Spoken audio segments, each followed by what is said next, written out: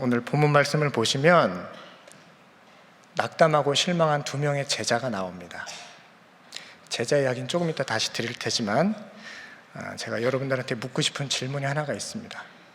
언제 가슴이 뜨거워지시나요? 가슴이 뜨거워지실 때가 언제십니까? 어떤 집사님들은 드라마에서 조인성하고 소지섭이 나올 때 가슴이 뜨거워진다 말씀하시더라고요. 좋아하시나 보다 정말.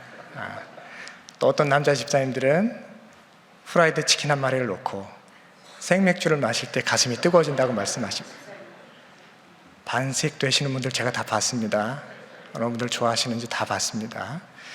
저 같은 경우는 이렇습니다. 제가 차 운전하고 갈 때 라디오에서 제가 좋아하는 가수의 노래가 나오면 가슴이 뜁니다.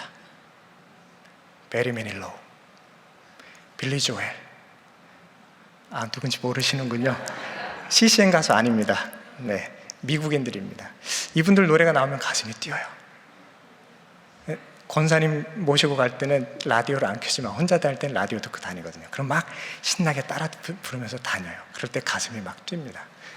좋잖아요. 좋아하는 가수의 노래가 막 나오는데. 한 번 더 여쭙겠습니다. 마지막으로 가슴이 뛰신 적은 언제신가요? 가슴이 마지막으로 막 뛰신 적은 언제세요? 기억나세요? 언제신지? 한 번 더 여쭐게요. 성경 말씀을 읽으시거나 혹은 성경 공부를 하시거나 아니면 설교를 들으시다가 가슴이 뛴 적이 있으셔요? 있으셔요? 이 경험이 없으신 분들은 우리가 전문용어로 초신자라고 부릅니다. 오예배 계신 분들은 이 경험이 한두 번 혹은 많이 다 계실 줄 압니다. 저도 그런 경험이 여러 번 있어요. 퍼뜩 떠오르는 거는 93년도 6월달. 다 기억이 나죠. 93년 6월에 제가 처음으로 성경 통독 사경에 들어갔어요. 월요일부터 토요일 아침까지 하루에 5시간 자면서 창세기부터 요한계시록을 쭉 읽어갑니다. 5일간. 성경을 66권을 통독을 했을 때 그 토요일 아침에 느껴지는 그 희열감, 계시록 끝까지를 탁 덮고 났을 때에 와, 내가 성경 일독을 했어. 다 마쳤다는 쾌감도 있는데 성경을 내가 한번 꿰뚫은 것 같은 그런 희열이 있어요. 그리고 이제는 내가 무슨 내용인지 다 알겠어. 하나님이 나한테 뭘 원하시는지 알겠어. 이런 기쁨이 있을 때 오는 놀라운 가슴 뛰의 경험이 있어요. 그게 93년 6월 달이었습니다. 언제 한번 또 그랬냐면 97년도 내내 그랬어요. 97년 4월에 제가 군에서 제대했습니다. 그리고 그 다음 가을 학기에 복학을 했거든요. 9월에 복학해서 학교를 다니는데 저는 신학교를 다니니까 화요일부터 금요일까지 매일 채플이 있습니다. 채플에 들어가서 의자에 앉자마자 그때부터 눈물이 나오기 시작해요. 예배 시작도 안 했는데 한 학기 내내 그랬어요. 97년 가을 학기에. 그 이유는 조금 이따 또 설명을 드릴 거예요. 그 경험이 계속 저에게 남아 있습니다. 오늘 본문을 보시면 낙담한 두 명의 제자가 나와요. 본문이 길어가지고 앞부분은 안 읽었습니다만 오늘 내용은 엠마오로 가는 두 제자의 이야기입니다. 글로바와 이름이 등장하지 않은 또 한 명의 제자가 예루살렘에서 유월절 명절이 다 끝나고 엠마오로 내려가고 있었어요. 아마도 예수님이 돌아가셨다는 소식을 듣고 너무 낙담하고 실망하여서 고향으로 낙향하던 길이었던 것 같습니다. 그런데 글로바라는 이름이 등장하거든요. 이 글로바라는 이름은 요한복음 19장 25절에도 또 나와요. 이 사람이 마리아의 남편이다 이렇게 나옵니다. 그러니까 부부가 다 예수님을 잘 따르던 제자였던 것 같아요. 이름이 등장할 정도니까 초대교회 때 제법 유명한 전도자, 유명한 신앙인이었던 것 같습니다. 이 글로바가 처음에는 예수님의 죽음을 겪고 낙담해요. 좌절해요. 몹시 실망을 합니다. 왜 그렇겠어요? 한번 생각을 해보십시오. 예수님과 함께 꿈꾸었던 하나님 나라가 있거든요. 3년간 예수님을 쫓아다니면서 저분이면 이 로마 제국의 압제에서 우리 민족을 해방시켜 주겠구나. 저분이면 다윗 시대 영화를 이 시대에 재현할 수 있겠구나. 저분이면 저렇게 말씀을 잘 알고 기막히게 가르칠 수 있는 분이라면 우리 민족의 무지함을 깨우쳐 줄 수 있겠구나. 저분이면 믿었거든요. 희망을 갖고 있었거든요. 그래서 가산까지도 다 내려놓고 그분을 따랐거든요. 그런데 6월절 명절 예루살렘에서 우리 예수님이 허망하게 돌아가시고 만 겁니다. 그것도 가장 치욕스러운 십자가형으로. 내가 그 당시에 예수님을 따르는 제자라고 생각을 해보세요. 실망과 낙담 안 하시겠습니까? 낙담하죠. 12제자들은 뿔뿔이 다 흩어졌어요. 다 도망갔어요. 남만 있는 사람 없었고요. 십자가 아래 끝까지 지켜보던 사람들은 다 여인들이었습니다. 12제자가 그 지경이니 이 글로바는 오죽했겠습니까? 이 글로바도 자기 친구와 더불어서 더 이상 바랄 게 없구나, 이제는 희망이 없구나, 단 한 분한테 희망을 걸었는데 우리 민족의 미래를 그려봤는데 이제 저분이 더 이상 계시지 않구나, 내가 뭘 할 수 있겠나, 다시 고향 내려가자. 베드로도 갈릴리 가서 금을 던진다고 하던데 나도 고향 가서 양이나 쳐야 되겠다 이러고선 친구와 더불어 엠마오로 터덜터덜 내려가던 길이었죠. 그런데 내려가던 중에 누구를 만납니까? 부활하신 예수님을 만나요. 부활하신 예수님을 만나요. 그런데 놀라운 것은 내 옆에 따라와서 나에게 말을 거는 그 분이 예수님이라는 사실을 알아채질 못합니다. 이게 놀라워요. 이게 어떻게 가능할까? 3년간 예수님을 따라다녔다면 예수님이 어떻게 생겼는지, 피부가 어떤지, 머리 색깔이 어떤지, 저처럼 이마가 넓은지, 키가 큰지 작은지 그걸 왜 모르겠어요? 그런데 글로바와 그의 친구가 이분이 예수님이라는 것을 몰라봤대요. 이게 뭘 의미하겠습니까? 우리도 그럴 수 있다는 얘기예요. 평생 예수 믿고 신앙생활 잘 했다 하더라도 주님이 내 옆에 계신데, 은혜 주기 위해 나와 동행하고 계신데도 내 눈이 가려져 있다면 나는 이분을 못 알아볼 수 있다는 얘기예요. 심지어 내가 목사일지라도. 글로바는 좋은 제자였어요. 그런데도 이분이 예수님인지 못 알아봅니다. 예수님을 알아볼 수 있는 것은 영안이 열렸을 때만 가능합니다. 믿으십니까? 내가 똑똑하고 성경을 잘한다고? 모태신앙으로 50년 넘게 60년 넘게 예수 믿었다고? 그래서 예수님 알아본다고 생각하세요? 그런 거 아니에요. 물리적으로 계량적으로 예수님을 알아볼 수 있는 게 아닙니다. 단박에도 알아볼 수 있어요. 은혜가 임한다면. 예수님을 알아보는 것은 예수님께 달린 일이지 내 노력에 따른 일이 아닙니다. 그걸 글로바와 그의 친구가 우리에게 보여주고 있어요. 어쨌든 글로바는 너무 낙담하고 좌절한 상태에서 길을 가고 있었는데 어느 한 분이 옆에 따라붙더니 무슨 일이요? 이렇게 묻는 거예요. 글로바가 되묻습니다. 당신도 보안이 예루살렘에서 내려오는 것 같은데, 당신도 6월절 명절을 지킨 것 같은데 그 예루살렘에서 벌어진 일 모릅니까? 글로바가 되물었어요. 예수님 또 묻죠. 무슨 일인데요? 그랬더니 글로바가 이제 설명을 해주는 겁니다. 예수님이 돌아가셨잖아요. 어떤 여인들은 그럽디다 3일 만에 부활했다고 그런 소문도 돌긴 돕디다.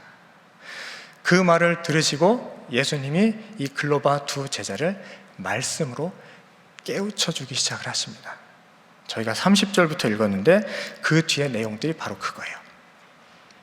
그러니까 예수님께서 친히 글로바와 그의 친구에게 구약의 말씀, 선지서와 예언서, 또 율법서의 말씀을 찬찬히 설명해 주세요. 이 제자들이 듣다 보니까 재미나거든요. 그리고 몰랐던 부분들을 계속 깨닫게 되거든요. 그래서 예수님을 붙잡고 하룻밤 우리와 유하고 가시지요. 그러고선 아마 여관방으로 들어간 것 같아요. 거기에서도 예수님이 계속 말씀을 풀어서 설명을 해주시니까 무슨 일이 일어나는 거 하니 31절 우리 같이 읽겠습니다. 31절의 말씀 시작. 그들의 눈이 밝아져 그인 줄 알아보더니 예수는 그들에게 보이지 아니하시는지라. 아멘. 이제서야 제자들이 이분이 누군지를 알아챘어요. 말씀을 풀어서 얘기를 해주시니까 그 말씀을 듣다가 영안이 열려요. 눈이 밝아졌다잖아요. 그제서야 이분이 돌아가신 줄 알았던 그 예수님이시네. 그제서야 알아챕니다. 근데 알아챈 순간 예수님 어디로 가세요? 사라지셨어요. 이거 중요한 거예요. 이거 중요한 거예요. 우리가 예수님을 늘 추구하잖아요. 제발 내 곁에 계시고 내 안에 계시고 나와 함께 하여 주옵소서. 늘 그렇게 기도하잖아요. 근데 주님이 나에게 은혜를 주시고 깨우침을 준 순간, 그 찰나의 순간 주님은 또 사라지세요. 왜냐하면 당신을 필요한 누군가에게 또 가셔야 하기 때문에. 은혜는요, 이렇게 불현듯 임해요. 간절히 추구하고 기도하다 보면 언젠간 만나요. 근데 그 은혜를 딱 받는 순간 그제서부터는 예수님의 제자가 되거든요. 그러면 주님 없이도 말씀으로 살아갈 수 있어요. 이게 이해가 되세요? 한때 7, 80년대 한국교회가 은사를 추구했습니다. 방언하고 싶어 했고 예언의 은사, 신유, 축교의 은사 이런 거 막 추구했어요.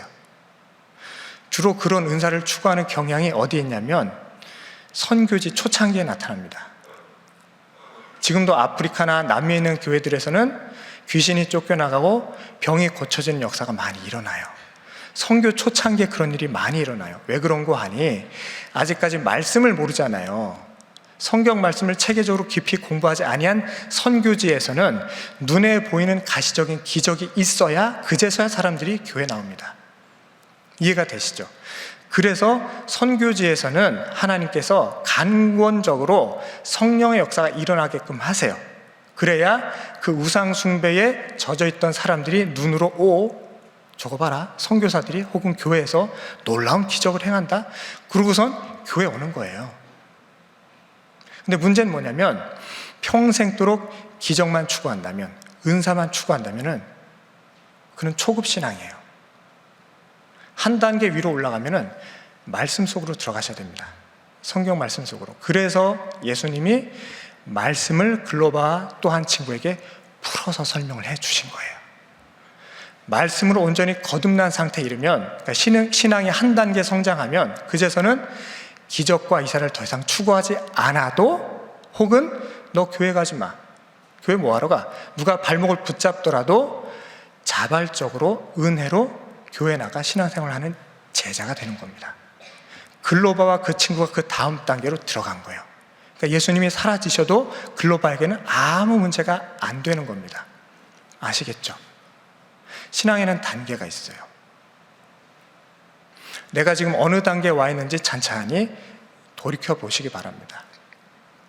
아직도 나는 낙담하고 좌절한 상태인가? 왜 주님이 내 곁에 없지? 왜 나를 떠나셨지? 왜 십자가에 달려 돌아가시고 나에게는 나타나지 않으시는 거지? 글로바와 같은 상태에 있으시다면 더욱 기도하시기 바랍니다. 우리 예수님이 불현듯 나타나세요. 오늘 오전에 위임 목사님 설교하셨잖아요. 3일길 가면 마라가 있어요. 거기는 쓴물이에요. 근데 하루만 더 가면 엘림이 있습니다. 거기에는 물샘이 12개가 있고요, 종려나무가 70그루가 있어요. 마라까지 온 것도 잘하신 거예요. 쓴물을 먹게 되었다. 너무하네 하나님, 나한테 왜 그러시는 거예요? 하루 길만 더 가시면 됩니다. 명심하시기 바랍니다. 광야에는 끝이 있어요. 광야의 끝에는 뭐가 있는지 아십니까? 젖과 꿀이 흐르는 가나안 땅이 있습니다. 꼭 기억하시기 바랍니다.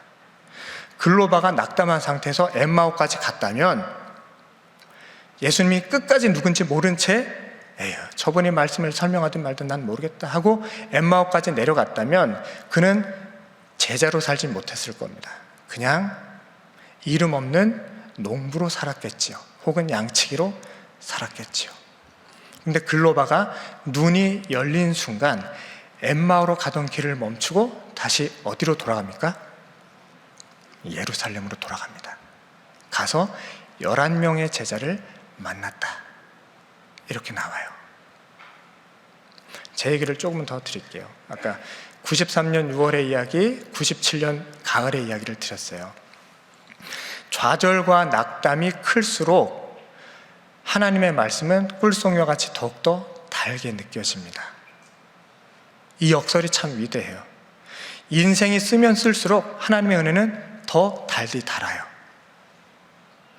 하나님의 은혜가 쓰게 느껴진다. 그러면 뭘 뜻하는 겁니까? 인생이 달콤하다는 얘기예요. 이거 반비례하거든요.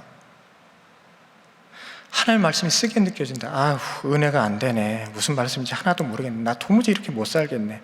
그 말은 내 인생이 너무 편하고 안락하다는 뜻이에요. 등 따시고 큰 집에 살고 좋은 차 타면 말씀이 쓰게 느껴지는 순간이 있습니다. 세상과 교회는 반비례하거든요. 그런데 말씀이 너무 달다. 교회 오는 게 너무 좋다. 어느 예배든 그냥 그 자리에 들어가서 앉기만 하면 눈물이 와락 쏟아진다. 그건 뭐냐면 인생이 고달프다는 뜻이에요. 왜 그런 거 아니? 하나님께서 마라이스물을 지나 엘림으로 인도하시기 때문에 그렇습니다. 그러니 포기하지 마세요. 좌절하고 낙담하지 마세요. 하루 길만 더 가시면 물샘 열둘, 종려나무 70그루가 있습니다. 이게 글로바와 그의 친구들이 우리에게 보여주는 말씀이에요. 제가 93년 6월에 성경 통독 사경에 들어가서 큰 은혜를 받았다 말씀드렸죠. 왜 그랬겠어요? 제가 92년에 장신대 입학을 했어요. 일반 대학 가고 싶었어요. 신학교 가기 싫었어요. 근데 아버지한테 등 떠밀려서 갔습니다. 너 목회해야 된다고. 내가 서원 기도했다고. 결국 갔어요. 아버지 뜻대로. 정말 신학 공부하기 싫었습니다. 세상에 이렇게 재미없는 공부가 다 있나. 그리고 2학년이 됐는데, 근데 신학은 해야 되겠고 목사가 되어야 되나? 너무 무서웠습니다. 두려웠어요. 하기 싫었거든요. 그런데 성경은 알아야 되잖아요. 내가 목회는 안 해도 그리스도인으로 살아야지. 그래서 성경 통독 사경에 들어갔는데 21살 그 어린 마음에 뭘 알겠어요. 근데 너무 힘드니까 신학 공부하는 것 자체가, 내가 신학생이라는 것 자체가 너무 괴로우니까 하나님의 말씀을 읽어가는 것이 귀하고 답디다. 토요일날 아침에 펑펑 울었습니다. 요한계시록 읽으면서. 97년 한 해 동안 왜 제가 울었을까요? 군대 제대하고 나서. 군대에서 제가 소명받았거든요. 신학교 3년 다니고 그리고 휴학을 하고 그 다음에 군에 입대를 했는데, 입대할 때 기도 제목이 3가지가 있었어요. 그 첫 번째가, 하나님, 나를 목회자로 부르신 게 확실하다면 군대 제대할 때까지 내가 목사라는 확실한 소명감을 좀 느끼게 해주십시오 라고 기도하고 들어갔습니다. 처음에는 장갑차 소총수로 들어갔어요. 일반 사병이었어요. 맹호부대 갔거든요. 월남전 갔다 온. 거기 군기 셉니다. 많이 맞았어요. 괴로웠죠. 그때는 그랬잖아요, 다. 그런데 여단 군종병이 제대하면서 저를 추천하고 갔더라고요. 장신대 다니다 온 신학생이 하나 있다. 성실하다, 쓸만하다. 그러니까 군목 목사님이 저를 부르셨어요, 후임으로. 그러니까 처음부터 군종병을 한 게 아니고 상병 달자마자 군종병이 됐어요. 그럼 군종병이 돼서 여단교회, 꽤 큰 교회입니다. 여단교회 군종으로 내려갔는데 저를 불러놓고 이 여단 군목 교회 목사님이 석 달 만에 다른 부대로 전근을 가셨어요. 그때 무슨 일이 있었냐면 김영삼 대통령 이후로 군목 TO가 줄었거든요. 천주교 불교와 형평성 때문에 군목 숫자를 줄여버렸어요. 군 교회는 많은데 목사님 숫자가 줄어든 겁니다. 그래서 우리 군대교회 목사님이 다른 부대로 전근 가셨는데 후임으로 목사님이 안 오시는 거예요. 여단 교회인데, 굉장히 큰 교회인데. 그럼 어떻게 해야 돼요? 군종병 예배 인도해야 돼요. 목사님이 안 계시니까. 난리 났죠. 제가 예배 인도해야 돼요. 큰일 났어요. 근데 교회에 뭐 설교 준비할 자료가 있어요? 주석책이 있어요? 아무것도 없잖아요. 달랑 성경책 한 권 있는 겁니다. 달랑 한 권. 그러니까 신학교를 3년 다니다가 왔는데 공부하기 싫은 거 억지로 하다 왔으니 이거 뭐 배운 게 기억이 하나도 안 나는 거예요. 그런데 설교는 해야 돼요. 예배 인도를 해야 돼요. 얼마나 갈급합니까? 얼마나 간절해요. 기도밖에 안 나오더라고요. 그래서 새벽에 교회에 나와서 그때부터 기도를 해요. 하나님, 군종병 시켜주신 건 감사한데 왜 목사님이 없어요 여기는? 도대체 언제 오시는 거예요? 수요 예배, 주일 저녁 예배 제가 다 인도해야 되는데 제가 뭘 알아요? 배운 거 하나도 기억 안 나요. 하나님, 이 장병들 앞에서 제가 뭐라고 설교를 해야 됩니까? 저도 사병 생활 해봤기 때문에 아는데 어떻게 하면 안 걸리고 탈영해볼까? 어떻게 하면 안 고통스럽게 자살할까? 이런 거 궁리하는 친구들이에요. 그런 친구들 앞에서 제가 도대체 뭐라고 설교를 해야 돼요, 하나님? 그러니까 저도 간절하고 이 사병들도 너무 불쌍한 거예요. 나한테 설교를 들어야 하는 저 친구들 진짜 불쌍하네. 그 생각이 들어서 진짜 간절히 기도했습니다. 하나님, 자료 하나도 없어요. 성경책밖에 없어요. 뭐라고 얘기해야 되는지 모르겠어요. 좀 도와주세요. 이렇게 기도하면서 설교 준비를 합니다. 그리고 수요 예배, 주일 대예배는요, 사단에서 목사님들이 오셨어요. 다행히도. 그러니까 주일 저녁 예배를 제가 인도를 해야 돼요. 그렇게 몇 달 예배 인도를 했어요. 제가 무슨 얘기 하는지 모르겠어요. 근데 아무튼 최선을 다해 열심히 했습니다. 그러니까 예배 마치고 어느 날 주일 저녁 때 예배 마치고 교회 문 밖에서 인사를 하잖아요. 그러니까 사병들이 인사하고 다음 주일 날 만나겠습니다 하고 이제 자기 자대로 다 올라가거든요. 한 이등병 친구, 그때 제가 상병이었는데 한 이등병 친구가 교회 문 밖으로 나오면서 제 손을 덥석 잡더니 김일석 상병님 감사합니다. 얘가 이러는 거예요. 이등병 친구가. 제가 놀라서 왜요? 무슨 일이요? 오늘 말씀의 은혜 받았어요. 이러고 이 친구가 올라가는 거예요.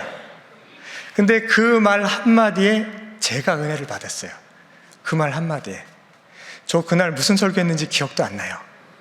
그러고선 제가 다시 우리 사병들 다 올려 보내놓고 교회 본당으로 들어왔어요. 앞에 나와서 무릎 꿇고 기도를 하기 시작했습니다. 하나님, 제 설교를 듣고 저 친구가 은혜를 받았대요. 이런 일이 일어나는군요. 하나님, 기왕 사용하실 거 좀 제대로 좀 사용해 주십시오. 저를 부르셨다면 좋은 말씀의 수종자가 되게 해 주십시오 라고 그때 제가 결단을 했어요. 그리고 나서 제대할 때까지도 목사님이 안 오셔가지고 제대할 때까지 설교하다 제대했습니다. 그리고 이제 다시 그 학교에 복학을 해서 2학기 수업을 들어갔는데 매일 채플 있잖아요. 채플 시간에 딱 들어가서 뒤에 앉으면 제가 1년 넘게 늘 설교를 했는데 이제 설교를 안 하고 회중석에서 설교를 듣는 입장이 된 거예요. 근데 설교를 듣는 게 그렇게 좋을 수가 없어요. 남의 설교를 듣는 게 그렇게 좋을 수가 없어요. 주부님들 남이 해준 밥 드시면 맛있죠? 그런 거랑 비슷해요. 그때부터 은혜가 되는 겁니다. 말씀이 너무 꿀송이 같이 단 거예요. 제 마음은 이미 해결이 됐잖아요. 나 목사야. 하나님이 부르셨어. 신대원 이제 가면 돼. 그런 마음이 가득한데 채플 들어갈 때마다 목사님이 오실 때마다 그 말씀이 너무 귀하고 단 거예요. 그러니까 너무 좋아서 채플 들어가서 한 학기 내내 울었어요. 글로벌을 다시 한번 생각해 보십시오. 말씀이 꿀송이와 같이 단 이유가 있습니다. 왜냐하면 글로바의 좌절과 낙담이 그만큼 깊었다는 뜻이에요. 그렇기 때문에 말씀을 너무 사모한 거고, 그렇기 때문에 예수님이 나타나셨을 때 너무 귀하게 그 말씀을 귀담아 들었던 겁니다. 꼭 명심하시기 바랍니다. 하나님, 내가 좌절과 낙담이 깊을수록 말씀이 꿀송이와 같이 달 줄 믿습니다. 내 가슴이 더 크게 뛸 줄을 믿습니다. 새해에도 그런 은혜를 주실 줄 믿습니다. 이 시간 그렇게 결단하시면 좋겠습니다. 또 한 가지, 혹시 내 주변에 글로바와 같은 이가 있다면, 좌절하고 낙담하고 큰 상처 입은 이가 있다면 구박하지 마시기 바랍니다. 얼마나 아프겠어요, 그 사람. 그러면 나도 예수님처럼 그분 옆에서 꿀송이와 같이 단 말씀을 증거할 수 있는 사람 되게 해주세요. 이렇게 기도하시면 좋겠습니다. 안도연 시인의 시 중에 그대에게 묻는다, 이런 시가 있어요. 딱 두 문장이에요. 너무 간단해요. 연탄재 함부로 차지 마라. 떴네. 연탄재 함부로 발로 차지 마라. 너는 누구에게 한 번이라도 뜨거운 사람이었느냐. 이게 시의 전문입니다. 추운 겨울날 꼭 이 시를 제가 한 번씩 읽게 됩니다. 내 주위에 좌절한 사람, 낙담한 사람, 상처 입은 사람 많잖아요. 구박하지 마세요. 얼마나 힘들겠어요. 북돋아 주시기 바랍니다. 무엇으로 북돋아 주시냐면 말씀으로, 꿀송이와 같이 단 말씀으로. 그래서 그 사람의 마음을 더웁혀주는 그런 사람 되시기를 바랍니다. 연탄재 함부로 차지 마시래요. 뜨거운 사람 되시래요. 새해에는 복음으로, 말씀으로 더욱 뜨거워져서 내 주변에 있는 모든 약한 이들이, 상한 심령들이 하나님의 사람으로 거듭나서 나를 통해 주의 전으로 나아고 하나님의 사람으로 변화되는 놀라운 역사가 일어날 줄을 믿습니다. 오늘 이렇게 두 가지 결단하시기를 바랍니다. 하나님, 좌절하고 낙담했을 때 하나님의 말씀이 꿀송이와 같이 달게 다가올 줄 믿습니다. 절대 포기하지 않게 하여 주옵소서. 나 자신 위해 그렇게 기도하시고, 또 한 가지는 내 주변에 글로바와 같이 힘든 이가 있다면 그 사람을 덮이는 뜨거운 심장을 가진 사람 되게 하여 주옵소서. 이렇게 기도하시는 저와 여러분 되시기를 간절히 축원드립니다. 아멘. 기도하시겠습니다. 사랑 많으신 아버지 하나님, 놀라우신 은혜, 그 풍성한 사랑에 참으로 감사드립니다. 2019년 시작한 지 엊그제 같은데 벌써 올해의 마지막 주일입니다. 돌이켜보니 은혜 아닌 것 없었고, 돌이켜보니 감사 아닌 것 없었습니다. 지금 이 자리까지 인도하여 주신 에벤에셀 은혜에 참으로 감사드립니다. 새해에도 우리가 차마 상상도 할 수 없는 놀라운 은혜 내려주실 줄을 믿습니다. 나를 위해 가장 좋은 곳 예비하신 여호와 일의 은혜를 바라보며 새해 시작할 수 있도록 도우시고 인도하여 주시옵소서. 아버지 하나님, 혹시 내가 인생의 광야길을 걸어가고 있을지라도, 좌절하거나 낙담할지라도 결코 포기하지 않을 것은 주께서 나와 함께 계시는 줄 알기 때문입니다. 주여, 늘 내 곁에서 나를 도우시고 나를 세워주시고 말씀으로 뜨겁게 덮여 주시옵소서.